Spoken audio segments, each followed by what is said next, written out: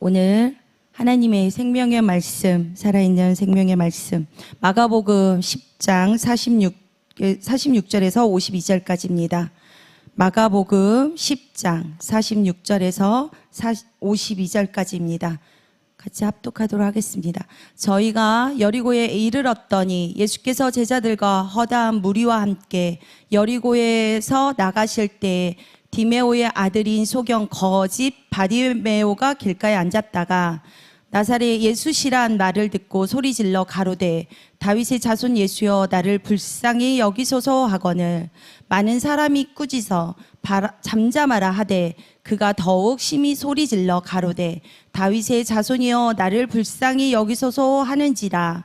예수께서 머물러 서서 저를 부르라 하시니 저희가 그 소경을 부르며 이르되 안심하고 일어나라 너를 부르신다 하매 소경이 겉옷을 내어버리고 뛰어 일어나 예수께 나아오거늘 예수께서 일러 가라사대 내게 무엇을 하여 주기를 원하느냐. 소경이 가로되 선생님이여 보기를 원하나이다. 아멘.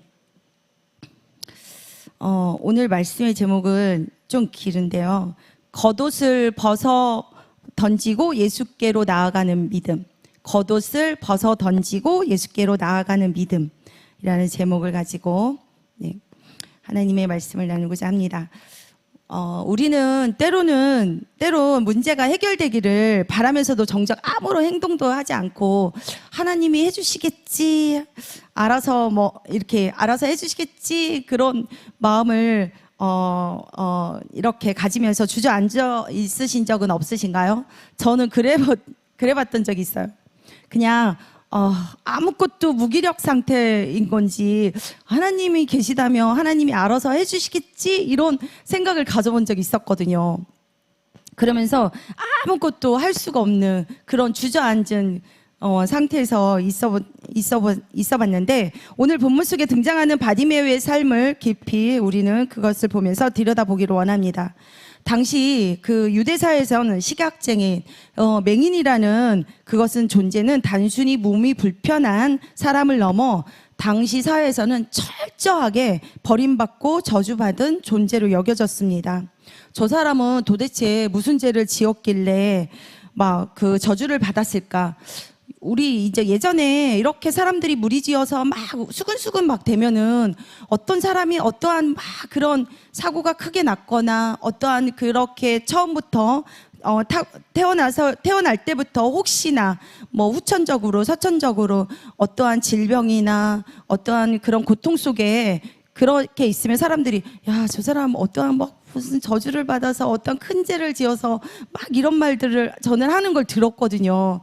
그리고 워낙 또 무속적으로 저 사람은 막 저주를 받아서 그렇고 죄가 많아서 그렇고 전생에 죄가 많아서 막 이런 말을 수근수근 하는 건 저는 어려서 이렇게 많이 들었는데 그때 당시에도 이 맹인이라는 그 유대사에서는 그 사람을 저주받은 존재로 이렇게 여겼어요. 그 사람은 영적 소외를 완전 소외자였던 거죠.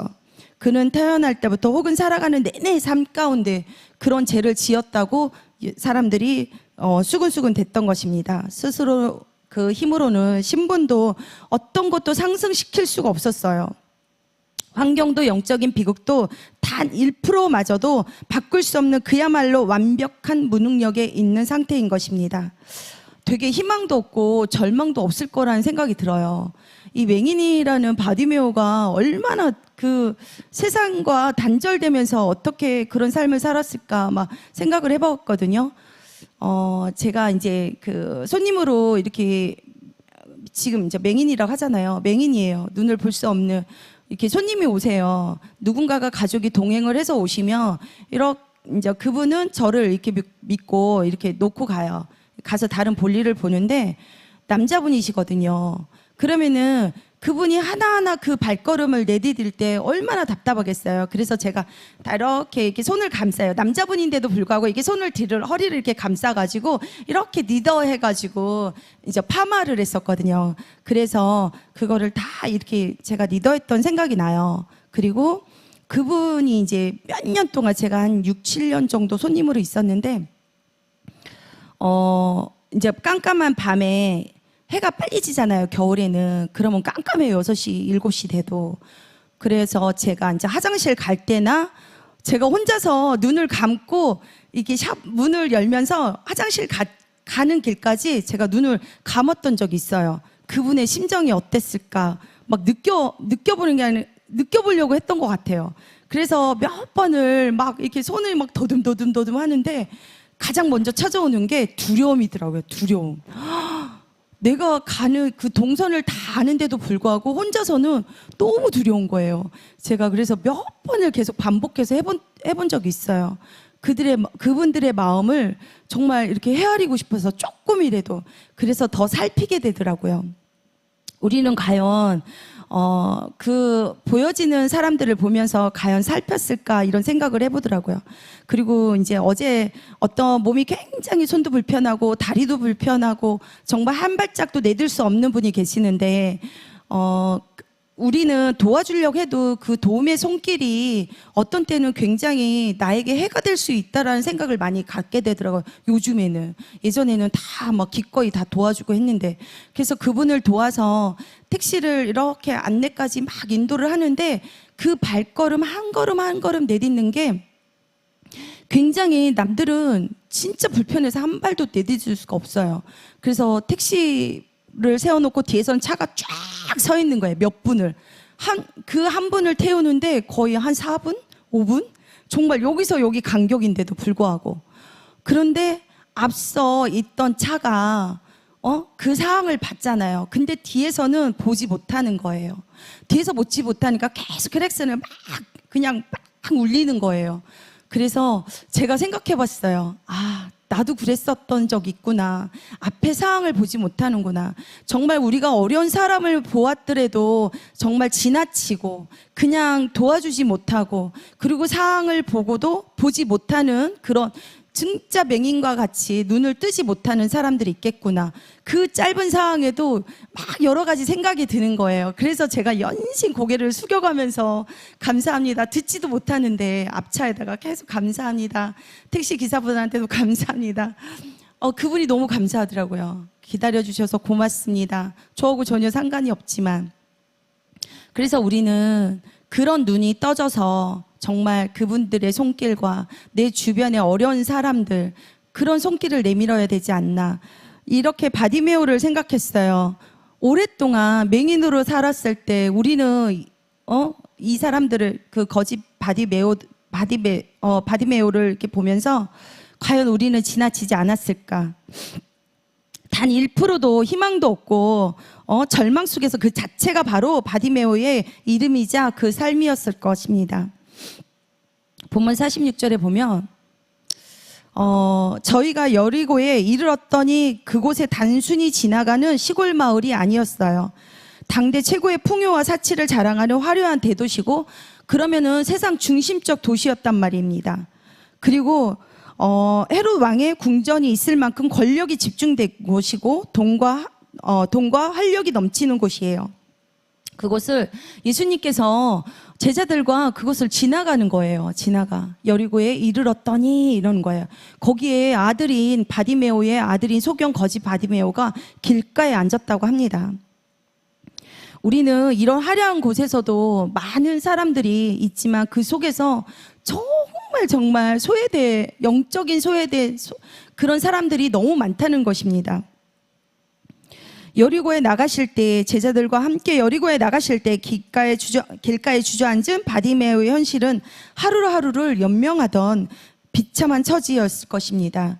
성도 여러분, 오늘 본문 47절에 보면 참 놀라운 반전이 있어요. 근데 나사렛 예수시란 말을 듣고 바디메오는 사람들이 분명히 나사렛 예수가 지나간다 이렇게 들었단 말이에요. 근데 어떻게 소리를 질러 바디메오가 가로되 이러면서 다윗의 자손 예수여 나를 불쌍히 여기소서 하거늘 이거 놀랍지 않아요? 굉장히 놀라운 말인 것 같아요. 여기서 그러면서 군중들이 거짓 바디메오에게 던진 말은 그저 나사렛 예수시란 말을 듣고 그는 이 평범한 한마디를 듣는 순간 어떻게 나사렛 예수가 지나간다? 이랬을 거 아니에요. 다윗의 자손이 예수요. 근데 이 본문 말씀을 읽으면서 제가 이제 묵상하면서 제가 처음에 이제 예수님을 인격적으로 만났다가잖아요. 인격적으로 만났다는 건 그분이 내 마음에 믿어졌다는 거잖아요. 정말 믿어지는 그 순간에 저도 그 떨림으로 이렇게 바디메어처럼 크게 소리를 지르지 않았어요. 하지만 옆에서 막 있으면서 조용히 하라고 제가 예수님이 정말 살아계셔. 예수님이 정말 하나님이 진짜 계시다고 막 이러면서 이렇게 소리를 질렀던 적이 있거든요. 근데 바디메어는 크게 소리를 질렀단 말이에요. 그러면서 이 평범함이 비범함으로 바뀐 것입니다.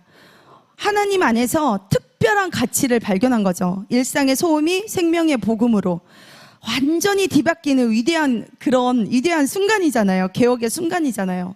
이 마음들이 사람들에게 이 단번에 이 마음들이 지워지면 얼마나 좋겠어요. 허다한 무리들 그 사람들은 나사렛 예수라 불렀지만 그 주목할 말이 정말 하나님의 주권적인 은혜와 예정의 바탕으로 성령께서 그의 마음에 역사하셨기 때문에 가능했던 고백인 것입니다.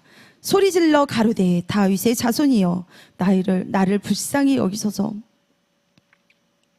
고린도전서 12장 3절 말씀.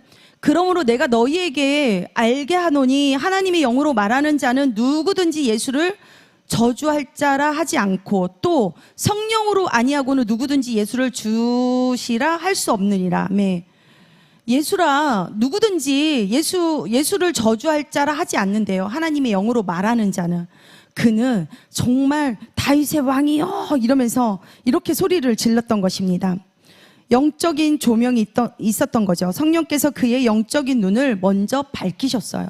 저도 정말 하나님 이랬는데 그 인격적인 하나님이 내 안에 정말 영적인 조명이 있었기 때문에 정말 하나님이 살아계시다. 그 떨림과 온몸이 막 전류가 흐르듯이 떨렸거든요. 정말 예수님이 살아계시네. 나는 어떻게 이 소리가 먼저 나왔어요. 나는 어떻게 이렇게 그동안 살았던 내 삶이 막 너무너무 막 진짜 막 이렇게 두려웠던 거예요. 나 어떻게 진짜 살아계시는데. 이렇듯 영적인 눈을 먼저 밝혀주셨음을 증명합니다. 48절. 많은 사람이 꾸짖었대요. 잠잠하라, 조용히 하라. 저한테 그랬거든요. 예수님이 정말 살아계셔 그랬는데 창피하니까 막 눈물 범벅이로 막 그랬거든요. 그랬더니 조용히 하라고. 혼자서 그렇게 막 온몸이 떨리면서 그렇게 소리를 질리니까. 근데 여기에도 많은 사람이 바디메오에게 조용히 하라고 꾸짖어 잠잠하라 하되 그가 더욱 소리를 질렀대요. 가로되 다윗의 자손이여 나를 불쌍히 여기소서. 많은 사람의 그러면서 세상은 자신들의 기준과 논리로 우리의 신앙을 판단합니다.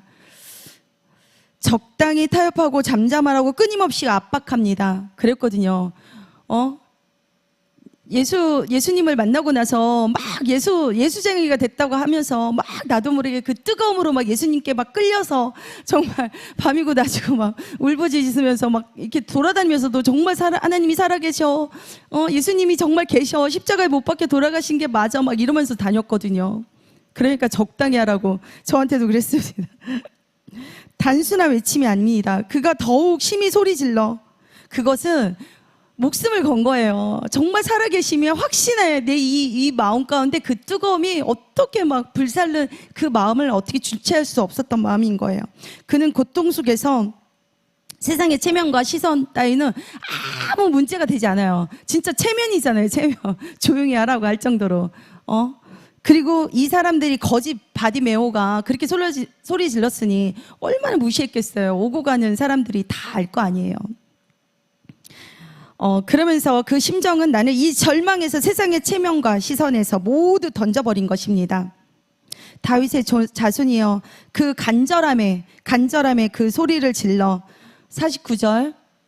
예수께서 머물러 서서 예수께서 그들에게 저를 부르라 하시니 그러면서 그들이 그 꾸짖었던 그들이 소경에게 다시 부르며 안심하라, 일어나라, 너를 부르신다 이러는 거예요.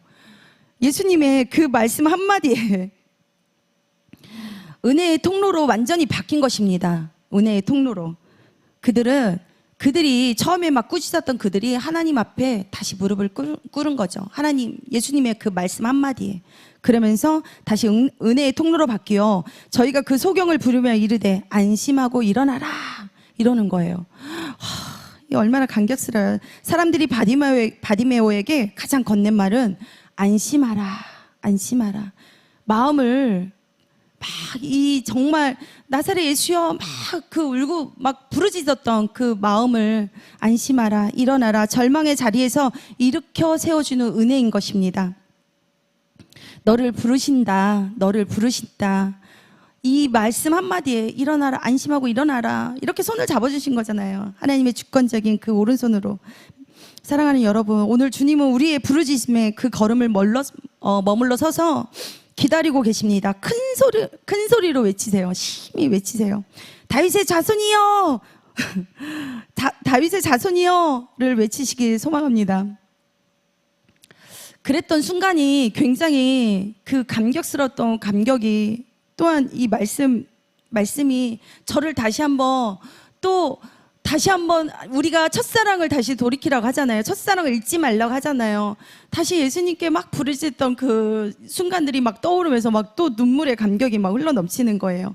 예레미야 33장 3절. 너는 내게 부르짖으라. 내가 내게 응답하겠고 네가 알지 못하는 크고 은밀한 일을 내게 보이리라. 이랬어요. 거지 바디메오가 나사렛 예수라고 사람들은 그랬는데 다윗의 자손이에요 그랬잖아요. 저는 예수님 그 순간에 만났을 때 저는 그 절망의 순간이었거든요. 이제 교회도 안 다니고 예수도 안 믿고 내가 하나님 살아계심도 진짜 믿지 않을 거라고 막 이랬던 그 순간에 저는 만났거든요.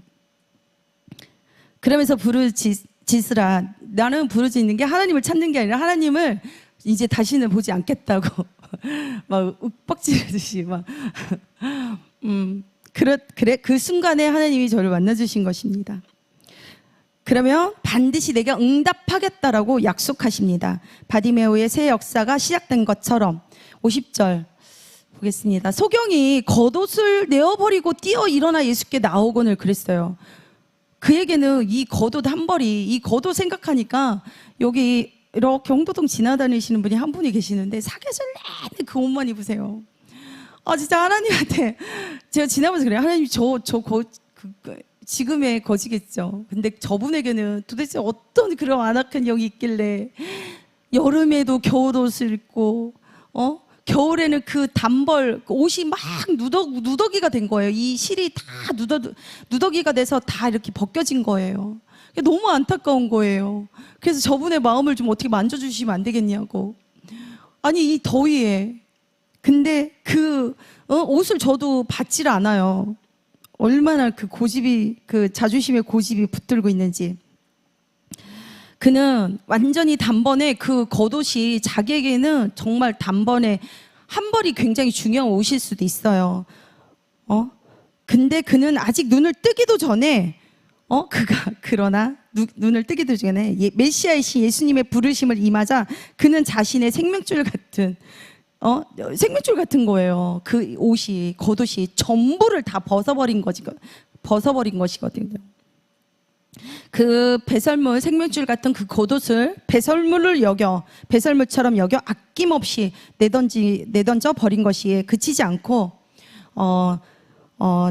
그것도 띄어서 내어버리고, 보면은 제가 이해가 안 갔어요. 처음에는 어떻게 맹인이 겉옷을 버리고 일어나라 그러면서 부르신다 그 말씀 한마디에 어떻게 뛰어갔을까요? 제가 그랬잖아요. 한 발 한 발 눈을 감고 이렇게 내딛는데도 두려움이 먼저 찾아온다고 했잖아요.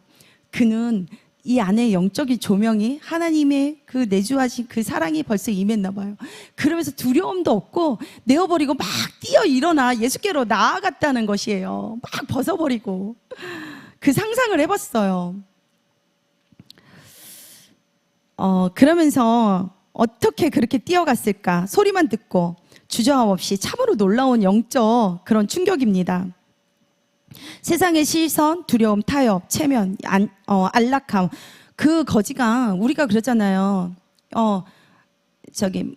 노숙이라고 하잖아요. 그것에 익숙해져서 세상 밖으로 또 나와서 살려고 하지 않는 사람들 참 많이 있습니다.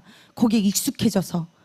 근데 그는 모든 세상의 것들을 다 겉옷 한 벌로 다 버린 것입니다. 그것이 내 전부를 버려서 내 자아를 버린 것입니다. 우리는 눈으로 보고 손으로 쥐고서도 머뭇거리잖아요. 버릴 수 없어. 어떤 계산적인 그런 생각들이 우리를 붙들고 있거든요. 이래서 안 되고 저래서 안 되고, 부자 청년이 다 정말 다 갖췄는데 마지막 하나 버리지 못했잖아요. 이 재산에 계산적인 생각이 들어와서 얼마나 아깝겠어요. 그걸 다 놓고 예수를 따르라는데 따를 수 없을 것 같아요. 세상적인 생각이 갖고 있다면. 그러면서 목숨처럼 지켜야 할 것들, 따라서 이를 벗어던진 것은 우리의 옛 구습, 옛 것은 벗어버리라 하잖아요. 지나갔으되 이러는 거예요. 지나갔으되 에베소서, 너희는 유혹의 욕심을 따라 썩어져가는 구습을 쫓는 옛사람을 벗어버리고 그 모든 것들을 다 한 번에 버린 거예요. 오직 심령으로, 이 심령이 마음에 정말 새롭게 되어서, 아멘, 하나님을 따라 의와 진리의 거룩함으로 지으심을 받은 새 사람을 입으라. 아멘. 구습에 겉옷을 가감히 벗어던진 바디메오는 51절 보겠습니다. 본문 51절 말씀. 본문 말씀 51절입니다. 네가 예수님께서 그랬어요. 네가 무엇을 하여 주기를 원하느냐, 이렇게 예수님께서 물어보세요. 물어보세요. 근데 예수님 알고 계시잖아요. 그는 맹인이에요. 눈을 떠주기만 하면 된다고 생각하는데 그 바디메오의 마음을 한번 보시는 것 같아요. 네가 무엇을 하여 주기를 원하느냐, 이에 바디메오는 선생님이여 보기를 원하나이다 이러는 거예요. 정말 놀라워요. 바디메오의 이 믿음이 단번에 정말 오랫동안 그 묵었던 것들을 다 벗어버린, 겉옷을 벗어버린 그 바디메오가 바라봤던 거는 선생님이여 보기를 원하나이다 이러는 거예요. 저는 이렇게 정말 단번에 인격적인 하나님이 내 안에 오셨는데도 처음에 진짜 바디메오 같은 이런 믿음이 아니라 이건 이래서 이랬고요, 저건 저래서 그랬고요. 내 원하는 것들만 막 진짜 하소연했던 것 같아요. 처음에 다듬어져가는 그런 과정들이 또 저에게는 하나님이 다 필요했던 것 같습니다. 예수께서는 왜 굳이 소경이 맹인인 것을 다 알고 계셨음에도 즉 멀리서 소문으로만 알던 다윗의 자손을, 메시아를 이제는 내 삶을 통째로, 완전히 통째로 이끄실 진짜 선생님 보기를 원하는 것입니다. 그는 내 인생의 절대적인 주인인 것을 그는 보기를 원한 것이죠. 52절 가라. 52절 네 믿음이 너를 구원하였느니라 하시니 저가 곧 보게 되어 예수를 길에서 쫓으리라. 쫓아갔대요. 예수님을 쫓아간 거예요. 세상 속으로 돌아가지 않았던 거예요. 많은 사람들이 이적과 기적과 이적과 표적을 다 보면서도 많은 사람들이 정말 남아있는 사람이 많지 않더라고요. 다 돌아가잖아요. 그러면서 가라.